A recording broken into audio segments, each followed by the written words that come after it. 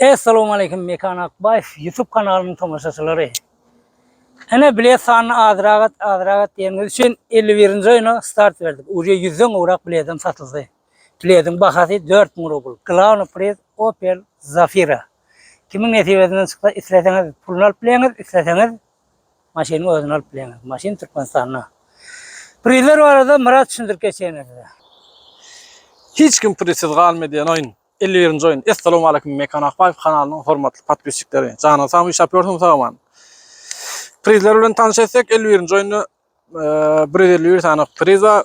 Bir avtomobil Zafira $100'dan 50 ştuk, 5000 rubldan 100 ştuk ba. Bilet bahasy 4000 rubl.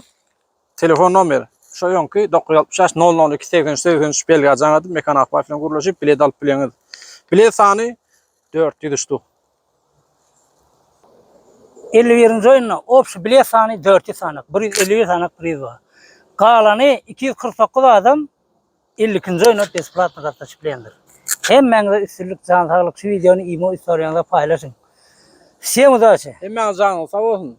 Всем удачи, janyňyz sag bolsun. Ýene bir separ. Kurban bayramınızdan kabul olsun.